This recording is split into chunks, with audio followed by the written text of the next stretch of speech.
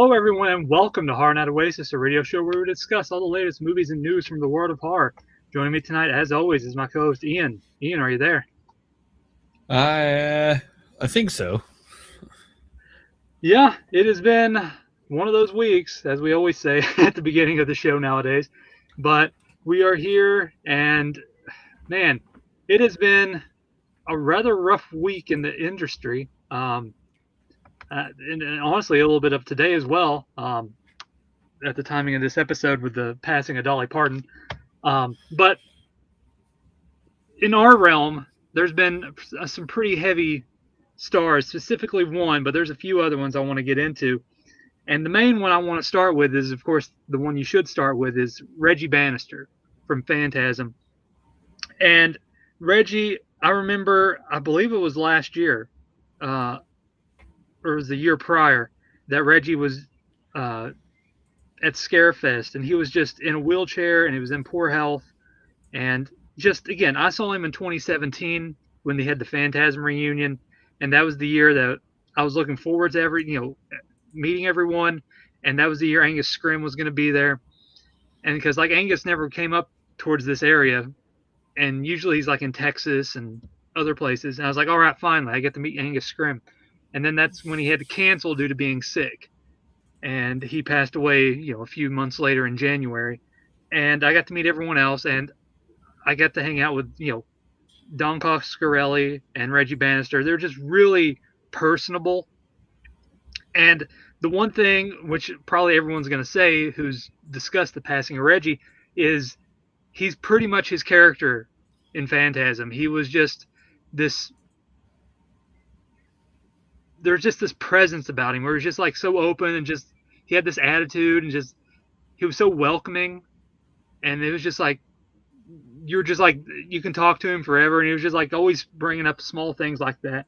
And I was again, time was he took his time, Reggie and Don, with people that came up to their table and always just talked about other things, like I know they had a bloody Bible camp on the DVD for sale on their table, and they were talking about that, and I'm like, yeah, I've seen the film. It's, I was talking to him about the film and other things. And it's just, he was a swell guy, and I was really happy to meet him. And I know he was there a few other times over the years. They brought him back, and so like again, this last time, you could just tell that he was really in bad shape, and it was awful to see him declining the way he was. But again, this past year, uh, they had Gigi, his wife, put him in a hospice care, and she was taking care of him. And all the fans were sending in pictures and notes and letters and all kinds of little drawings and everything just to keep his spirits up. And he was like having the time of his life, whenever she posted something on Facebook or Instagram or one of the feeds, and she was just showing it off. And again, he was, again, you can tell. And it just, again, he just passed away. And what I always say is, you never, again, I don't do that many autographs anymore. I did them fairly early. And, like these, our stars are slowly going away, and especially, with these cult films, such as Phantasm, and a bunch of other, franchises. I mean, they're not young anymore, and they're getting up there in age. So it's, if I wish I could have said like, hey, go out and see Reggie, I mean, but he was in home care there for the past year. So it's kind of difficult, but I'm glad, for the, he had a good line, for sure. And people love the Reg Man. And what I always say is, when someone like this passes, go into their filmography and look for something that you haven't watched yet. I did that, and I watched Doctor Spine, and I watched Abolition, because I wanted to check out, like two films that that he co-starred in, and then I went back and rewatched Cemetery Gates, about the genetically altered Tasmanian devil in the cemetery. He sort of has a, if you want like a throwback creature feature with a lot of practical effects and gore, He plays a pretty decent role in that. And when it's not no cameo role or small role, he plays the dad and the scientist who created the Tasmanian devil, and he's going after it and trying to save it and stuff. And his son's in the cemetery shooting this music video slash movie with his friends. It's decent if you haven't seen Cemetery Gates. I don't know if it's streaming on anything. I have the DVD, but again, I checked out Doctor Spine. That one was not the greatest, but his role, he was good in it. That's the one thing that came out of it. Um, Abolition, again, it's a bigger role as well, but it wasn't the greatest. Um, there's other stuff that you can't get a hold of nowadays. Is like Song of the Dead, which was the feature film that was taken from the Fangoria Blood Drive Volume One, and then he plays the president in the feature, and because he sung and played guitar, and so it's since it's like zombie musical, so you have a lot of musical numbers, and since he's the president, these long speeches, and he breaks out in the song, and it's a tough one to get a hold of, but it's worth, if you're a zombie aficionado or you just like Reggie, I suggest giving that one a go if you can find it, if you're willing to put up a little bit of money for it. So always like trying to check out, always go deeper into their filmography and try to find something you haven't seen yet. That's what I always say.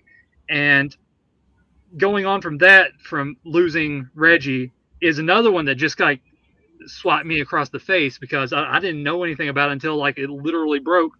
And that's the passing of Screaming Mad George.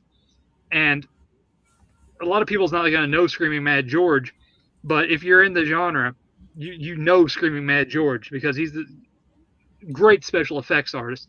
And he worked a lot with Brian Usna and Stuart Gordon. And he had one film that he directed, which was The Guyver. And, it's sort of garnered a cult following over the years. And now, like, its sequel is finally out now, Guyver 2 Dark Hero, even though he didn't have anything to do with that one. But, over the years, you sort of, learn more about Screaming Mad George. And when you get to a certain point, then you like realize all the films that you watched when you were younger, that was him. He did one of my favorites when I was young, growing up, was Freaked. And every time that was on TV, like I made it a special, like, oh my God, it's on, I got to watch it, because you never knew when it was going to come back on again. I think it was like on AMC or one of those, cable not cable, but satellite stations, one of the package deals. And every time it came on, like no matter where it was towards the end, the beginning, somewhere in between, I always made it. I sat down like, okay, this is what I'm watching. And because I love that movie and I still do. And just like the effects is like a smorgasbord of everything, just like crazy, cartoonish, outlandish, sort of cartoony, but like gory, and it's just the effects in Freaked. If you haven't seen it, it's worth checking out. It's one of my cult favorites. And he did basically all the effects in that film. You had the worm. Keanu Reeves is what was it? The dog boy, and of course Ricky Coogan when he eventually turns into the full creature and the half creature. So it's just like a lot of fun stuff in that. And then of course the one that kind of like introduced me and just like made me fall in love with the film is Society. Because I found that VHS at a Superstar Video for $3, and I went home and I was like, "Oh my God, this looks awesome! I can't wait to watch it." And I watched it that night, and I watched it, and then of course, like I'm into film, I'm getting into it, and then the shunting scene happens. Like, holy shit, this is amazing, and that just like blew my head. Like my mouth was agape, and just like, this is amazing. And again, like watching it, I was in high school, so I was like, teenager, but it's just like, this is everything I want. This is amazing. And it just like, again, he had some great special effects. He was a great artist. And just, again, they didn't tell of his passing. Like, he passed him back in February, and they didn't, they just released so they can mourn his passing. And then they didn't release his death until, again, a few weeks back. And it's sad because I lost another great special effects artist, and we don't have too many of those left. We got Savini, Nicotero, K&B guys, and it's just like there's not that many, from the heyday of what like you know gore, when it was like practical effects and just like the imagination, what we could do with everything.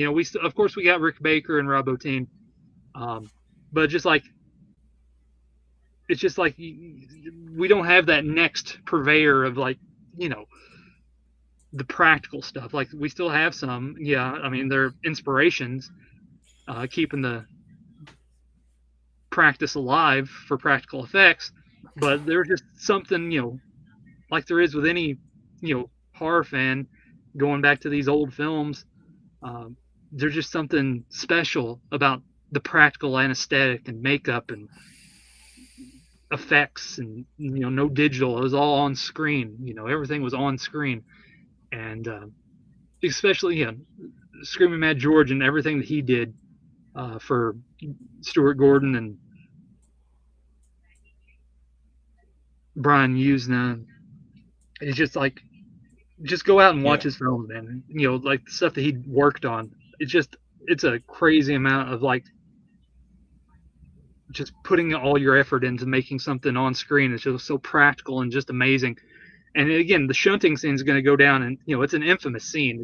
It's going down in history. So that effect, just that whole scene in general, just lives on. And it just, if you haven't seen it, which again I don't know whoever's listening hasn't seen Society, it's an amazing film. It's a slow burn with a few little gags here and there, but once it hits, man, it hits hard, and it is amazing. But yeah, Ian, I mean, there's a few other people, that passed away as well.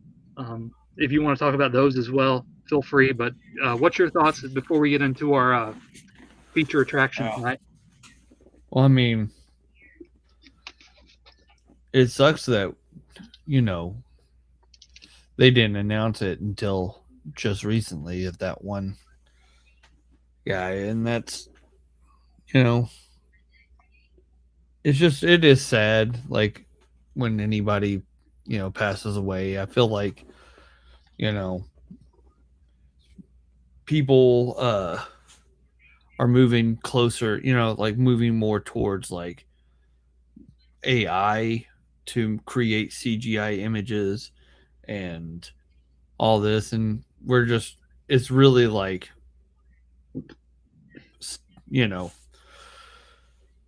showing hardcore that we're,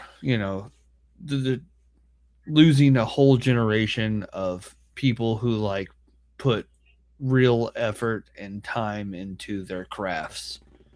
And we're not going to get,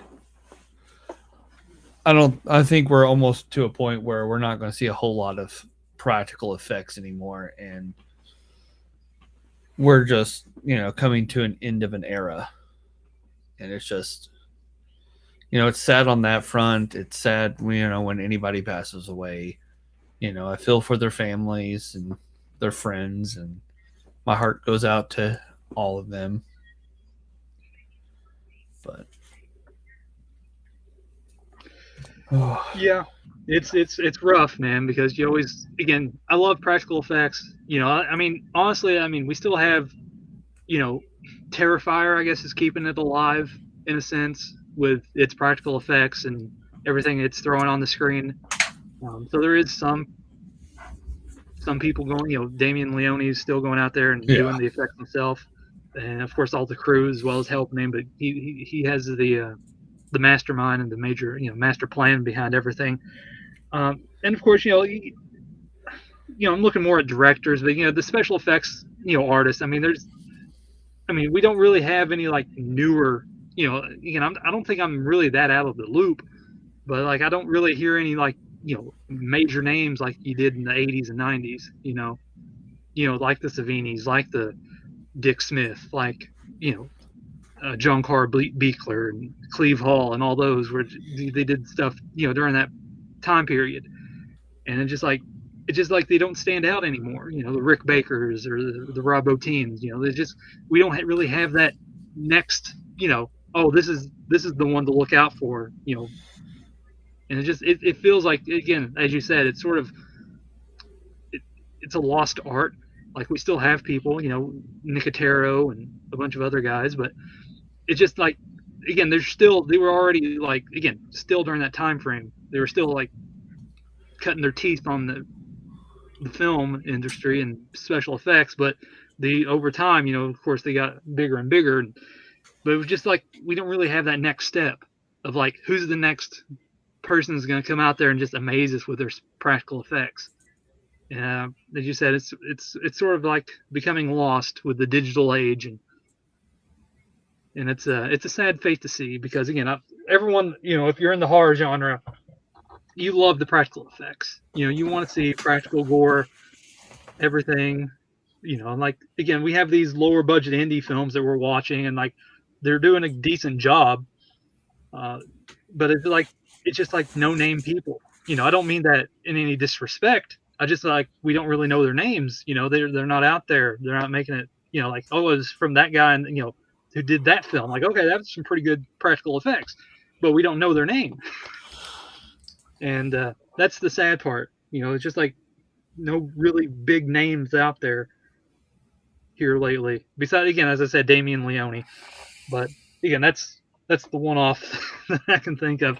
But I guess that's going to do it. Again, we hate to see these people pass, but as I said, go out there, look at their filmography, try to find something you haven't seen, and give it a watch. I mean, go check out Screaming Man George film and watch some practical effect that he did in a Usna or a Stuart Gordon film, because they're all solid.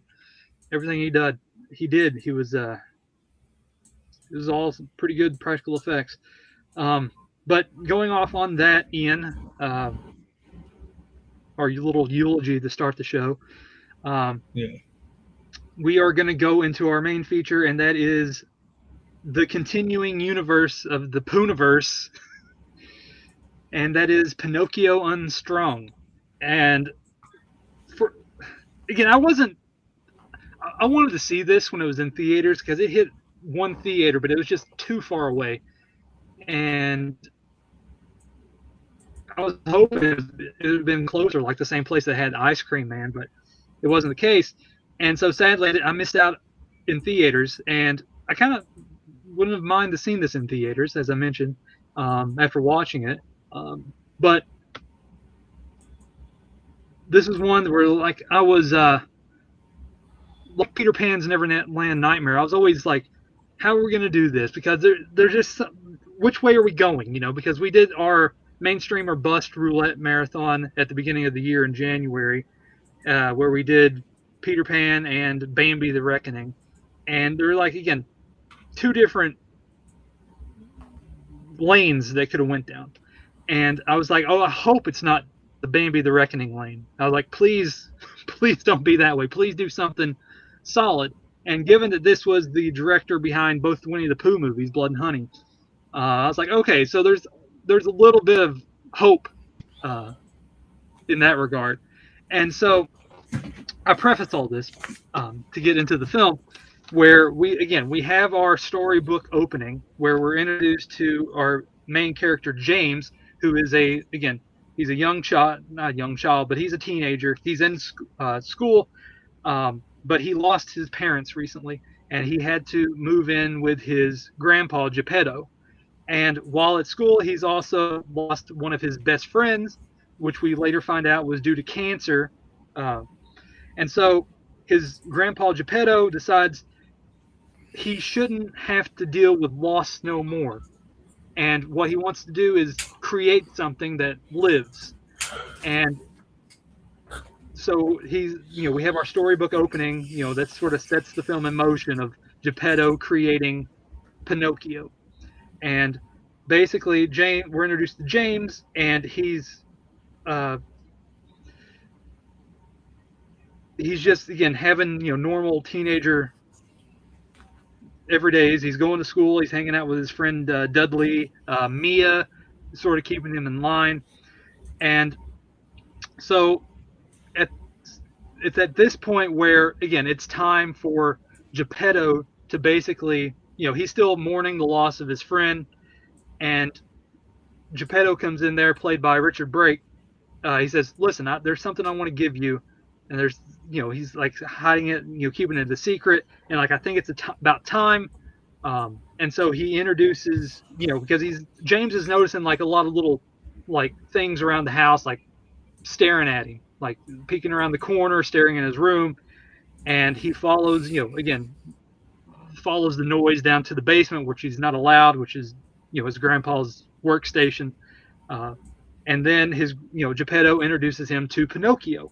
Of course, it freaks him out, but eventually these sort of have a kindling where, like, okay, they're a little bit, it's strange because he's like, it's a puppet, but eventually they start forming a bond and a friendship, and they're having fun and just enjoying each other. I think it's like spring, like it's break, it's school, so like he has like the whole break to hang out with Pinocchio, and then eventually he goes back to school, but yet Pinocchio doesn't really, he starts to become protective of James, and he just wants to hang out with James and do friend things. And basically, like, James is noticing like a bunch of other stuff that's going on, all the other things that his grandpa made in the basement. And so one day, he goes and takes Pinocchio and takes him to school, and he's like hanging out with Dudley and Mia, and then he eventually shows that, hey, you can come alive, and shows them that he's like saying, oh, it's just AI, it's a little chip in his head.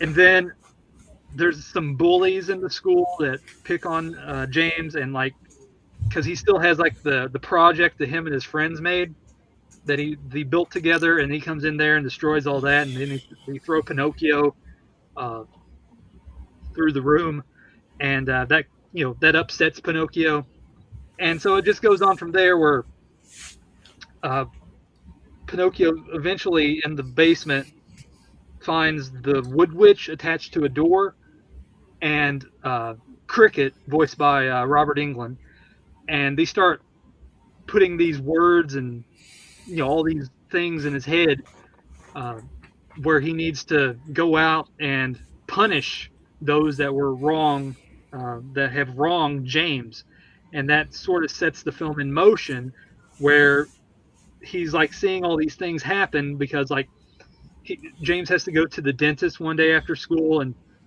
Pinocchio's watching from the backpack where like he's sort of like mentalizing everything that's going, like bad in his head, even though it's not. It's just like a normal checkup, and he's like he thinks like she's ripping his teeth out, and then there's like again the bullies, and later eventually there's like a car accident that happens, and so it just sets in motion Pinocchio going on a rampage, and it's sort of more of a with the Cricket in his ear telling him all these things as well.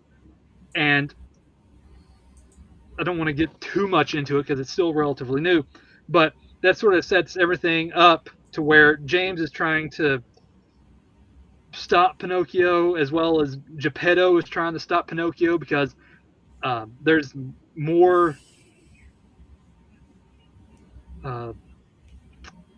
tries or failures in the basement that Geppetto is locked away, and like he's hoping that Pinocchio is different from the others. So there's like this whole final arc with Geppetto and James and Pinocchio, but for the most part it's just Pinocchio going after getting a revenge, because he wants to keep James safe, and he's very protective, and like, you hurt James and you need to be punished.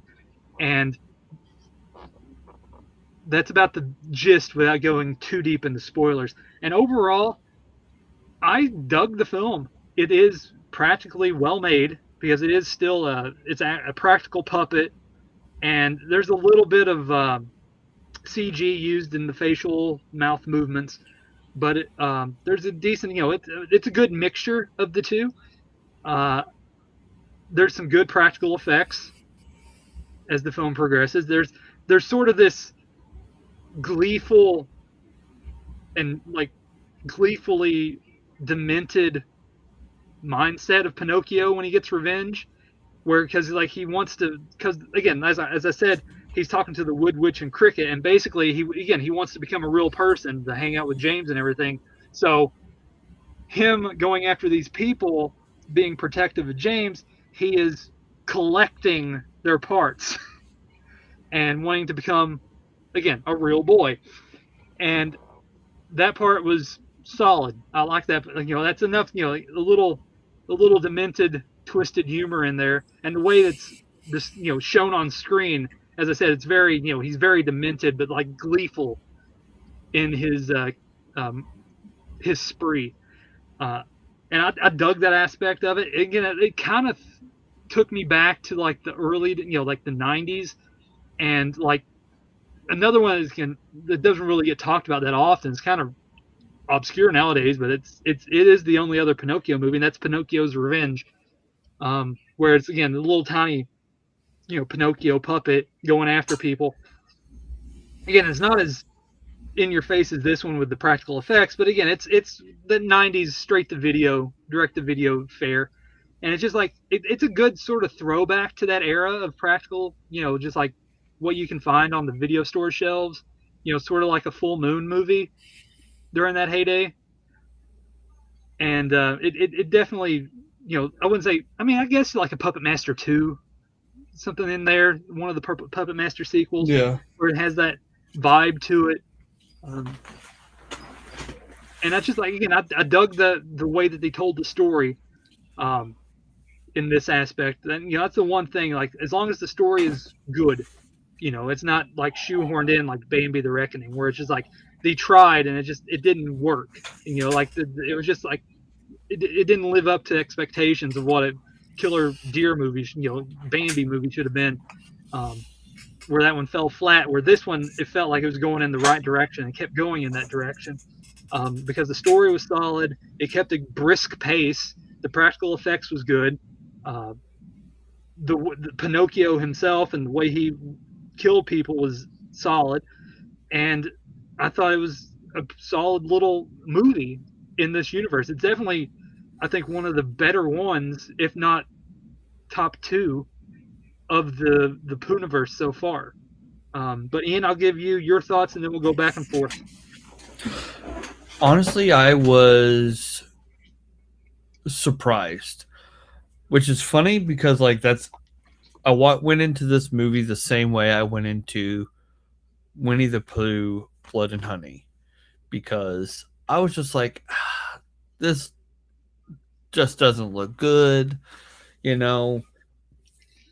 And I was like, most of these movies are a miss, and I was like, okay, because I really, I really enjoyed Blood and Honey a lot more than I thought I would, and same with this movie, the like that scene where he was busting the dentist's teeth out. That was crazy. I was like, uh, like it just, Yeah, that kind of like a good callback to like the dentist with Corbin Burnson when he was drilling out the lady's teeth. yeah. And there's a couple of I mean, right before Pinocchio started taking people's guts, it was a snooze. I was like, oh my god, is anything going to happen? Because it took so long for something to happen. I think it was 30-40 minutes before something actually happened on screen that Pinocchio intentionally caused. And I was like, okay. And I like the obsession, like how he's basically obsessed with James. And I liked the story of the grandfather and how he did it. And I am very curious about Cricket and the Wood Mother, how they came to be about.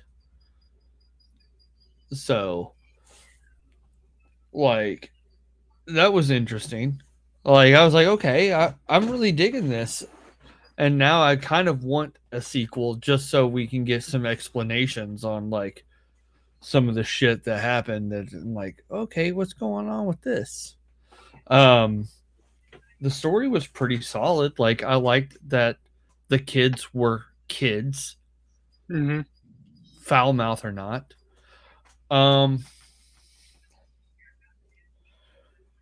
there was some interesting scenes that probably should not have been in there.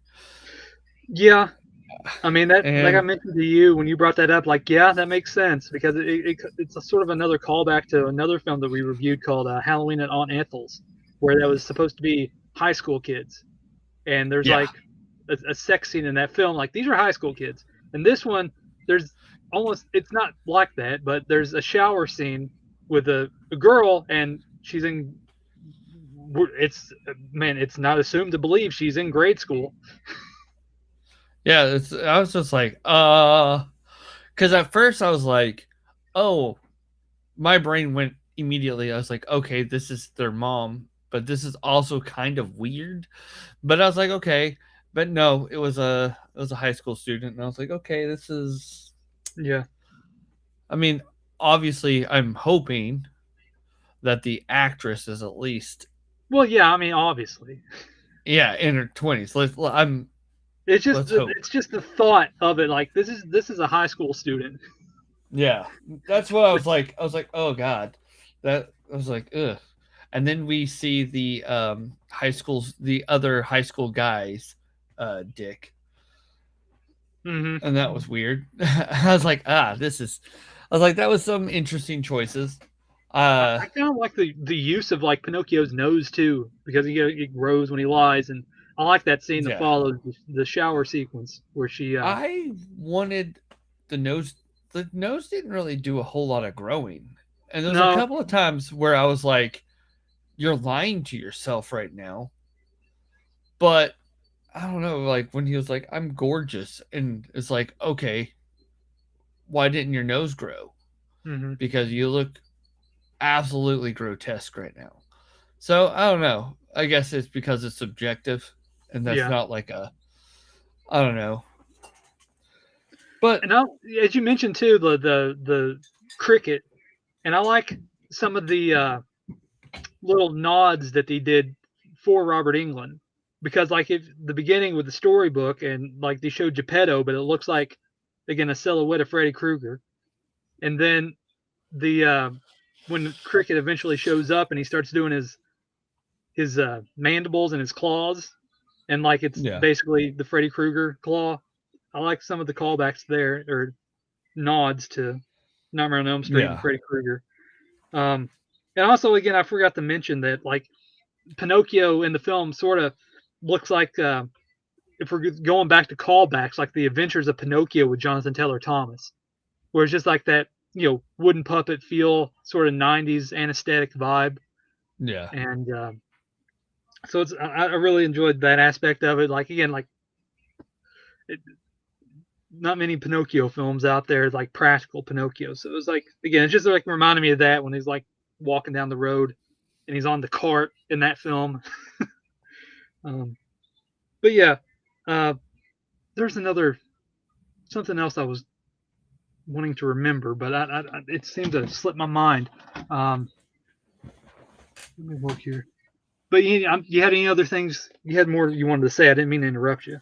oh, you're fine. No, it was just this movie, like um, the kids. I like the kids aspect because it did kind of like feel like just like a old kind of 90s movie, Mm-hmm. like with the foul mouth kids and the some of the jokes and humor that they were going with. It's It sort of like just it Shrunken Heads. You ever? I don't know if you ever seen Shrunken I Heads. don't That's a I full moon haven't. movie. Yeah, that's another full moon movie. But like they were always picked on in this city, and then of course like eventually they died, and then like there's this voodoo man who cuts their heads off and makes them into anyway, it's an out there full moon movie. It's one that I watched a Yeah. lot when I was on the Yeah. weekend. But, I liked how it felt like a kid's movie and then it shifted into such a dark movie. Yeah, And I liked how Pinocchio was just innocent in all this. Like, he went about this in an innocent, childlike manner. And it was like, there's just so many layers to this. And I was like, this is kind of like pretty well thought out. yeah, and like the whole thing is like the morality. Even like when they're going to school and she writes morality on the chalkboard, and Yeah. like it basically is the same thing with like there's two roads or to go down and pick your own path, and he had to, he's wanting to do right, but it's just the choices are he's being led in an opposite the direction that shouldn't go in. He shouldn't be Yeah. going down because again the whispers and the wood witch and cricket just taking him down the dark path where he's just like it's just like it's a good tale of morality and just like trying to again be your Yeah, true because self, but yet you're wanting to be real, but yet you can't be real. yeah. And I liked when after he killed that guy, the first person, and his wife was like crying and freaking out, and he was like, but he was a bad guy. Like, he didn't understand that, The consequences of his actions. Yeah. yeah, that and other people have, he doesn't understand that other people have different perspectives. Mm-hmm. And Yeah, because he's still innocent. yeah, and his choices are made from that. Um, I thought I was like, okay, so it's got good lore, it's got a good story. It's in the beginning, it's all setting up for what's happening next, and then it kind of just doesn't stop. Yeah. Once it gets going, it just keeps going, and it's like Yeah. Once he interesting. starts. Yeah. Once it goes after the bullies, then that's when it just like goes off the cliff. Yeah, and I was like, okay, I was like sitting there. It does take a minute to get, several minutes to get started, and it does kind of meander around a little bit. And I was like, okay, I'm getting bored now. And then once that gets to that point, it knows when to like amp up everything, and Mm-hmm. like the way it ends to how a possible for a sequel. Yeah. Like I said, it has And some good set pieces too. Like all the killing sequences are all solid. The one yeah, girl and what happens to her. Um, again, I don't want to give everything away, but like there's two different girls. There's one in the shower that something happens to her, and then the other one where and what he collects off her and how it happens. It's funny.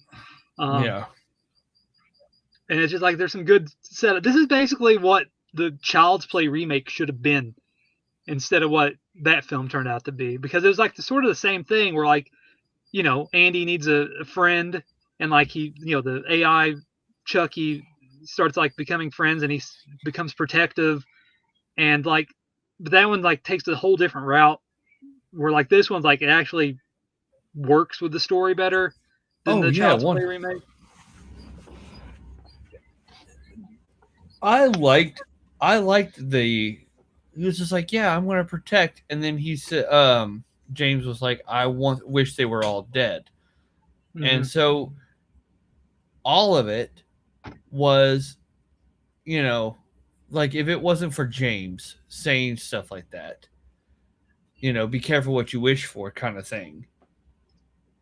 It was, a combination of and James' choices, Pinocchio's choices, and I kind of liked that duality aspect of that, Mm-hmm. because he was like, I want them all dead. I want everyone who hurts me dead, basically. And so Pinocchio takes that literal and started protecting him. And I was just like, this is just crazy, like how good this is. And the story is Yeah. just flows so well. And the grandpa was Geppetto was creepy as hell. Yeah, that's what you kind of want it. When you take something like this and make it dark and grim, I mean, you want it to go you want it to go there, and I mean, honestly, it goes there Yeah, and during that last act. I like that they also gave us hints at the story itself too. Like you Mm-hmm. said, the chalkboard that said morality on it. The nature documentary that was playing was like, herds protect their own, but sometimes the biggest threat comes from with inside the herd. And Yeah. I was like, okay. So like I was like, I figured, Pinocchio was gonna go crazy, but I had wondered what else was going on. And, the big reveal of what everything was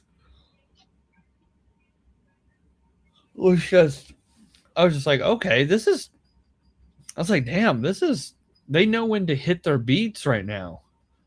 I was like, I'm actually fairly impressed of this movie, and now I do wish I saw this in theaters, but I Mm-hmm. kind of was like, oh, God, I don't know if I want to do that. I don't like. I talked myself out of it because I was just like, I just didn't know. I was like, I'm probably going to watch it eventually, so I'll watch it however I can.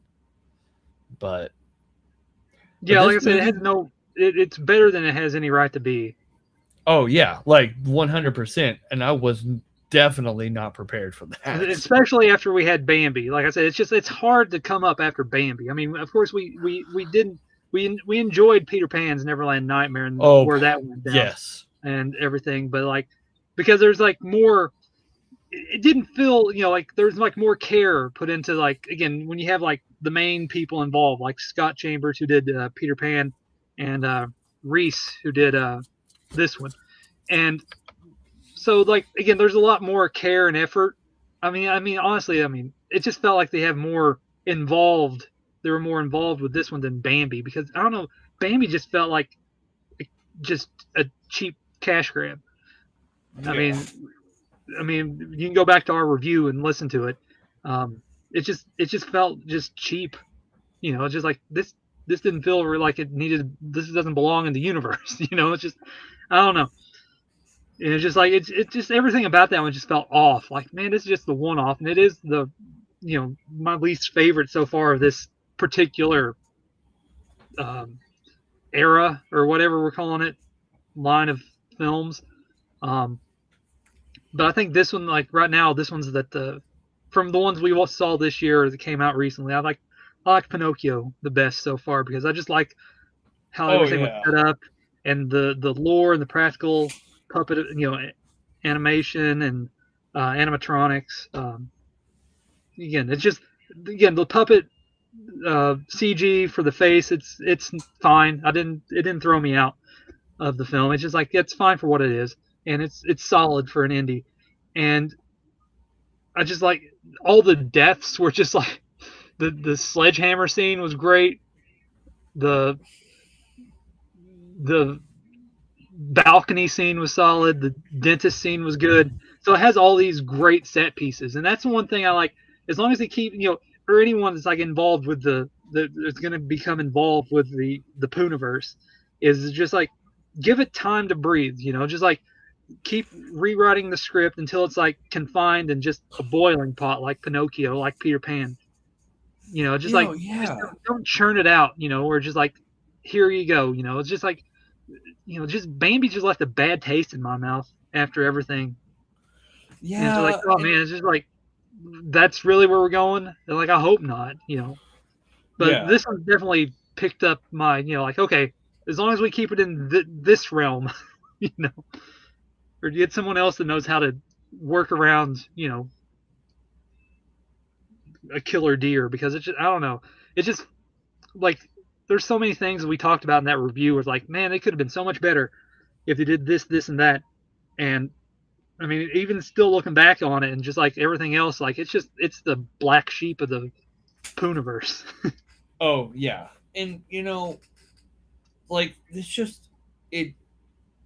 The trailer did not, or at least in my opinion, did not do it justice. Like I felt like when I watched the trailer, I thought it was going to be on the same level as Bambi, and you know the Peter Pan movie was so good. Like I kind of want to rewatch the Peter Pan movie again and watch Pinocchio Unstrung, just because of how like good it is. Plus, like you said, I also picked up on the Puppet Master vibes, and I love the Puppet Master series. I love doll movies, so it's kind of like I get a killer doll movie, and like I was just like, oh, this is just hitting my sweet spot for what I've been wanting to watch. So, like I'm just completely blown away by how great this movie was. Yeah, So, definitely highly higher recommend it. expectations than usual. And I'm again, once I saw this, like, okay, we're gonna do this because again, we could have saved it until like we did with the mainstream or bust, but like we kind of both wanted to watch it anyway, and like, all right, let's just do this, and it turned out, you know, better than expected, and I'm glad we got the chance to finally get it reviewed, and because believe me, and this wasn't because we had a couple weeks off there, and in between before we start up our next marathon, and there was going to be a little mini marathon that I was going to throw on you, but then this came and like, okay, let's not do that just yet. I don't want to give it away yet to those listening, but I'll tell you off air. Yeah. Um, but I was just like, you were going to hate me for it, but it would have been a fun little mini marathon. Um, but yeah, like this is decent if you like those throwback '90s direct-to-video type of films, like again, like the Puppet Master series or anything Full Moon related. It has that vibe to it. Demonic toys in a sense, uh, just anything in that vein, and good practical effects, some solid set pieces with Pinocchio. There's one in particular where he goes full Leatherface, and I was like, holy shit, he's full. He turned into the Yeah. pretty lady. So that was a nice little thing there. Whereas like, man, they're really having fun with this one. That's what I kind of want with the series is just like just have fun with it because if you're, it's sort of like the Sharknado 4. Like they're just like like that's the one that's like beckoning to like horror fans because they're doing all these nods to like various horror films. The Texas Chainsaw Massacre nod and a few other nods in there. Where it's just like that one's just like that one's like the straight on like this is for the horror fans or genre fans, while the other ones were just like over the top, ridiculous fun. For the Yeah. most part, and well, except for again, how I said it before when we were initially reviewed them back in the day, it was like there was like one good one and then it kind of falls off on the next one and it's like they picked back up and then they fell back down. And so that's how it was with Yeah. like 3 wasn't the best, but then 4 comes along and picks it back up, and then 5 goes back down to not being good, and then 6 comes along and raises the bar a little. So like this one is like if you give it a little time to breathe and work out all the kinks and make a good story and make it work within the confines of the film and the lore of the particular character that you're going to be making the film on. Of course, this case, Pinocchio, Peter Pan, Winnie the Pooh, and all the other ones that's coming along sooner or later. If you just give it time to breathe and just like make sure it's like very tight, and you can you'll have a decent film at the end of it, and not just something that's like again like Bambi, it's just thrown together haphazardly. Yeah. Well, this is. I think they're going in a good direction with this. Um, it feels like they're learning from their mistakes. I Mm-hmm. think Bambi was just such a weird movie that they didn't like. I felt like that was something that would have been too hard anyway. Yeah, I mean it was a wild idea to introduce that the way they did. by Yeah. having most of the film just being its parent and then the reveal at the end. But we'll see. I mean, eventually they'll all be converging in a couple years. So I'm kind of like how they're all gonna fit into one film is gonna be interesting. I mean, it'll probably be like 2 hours.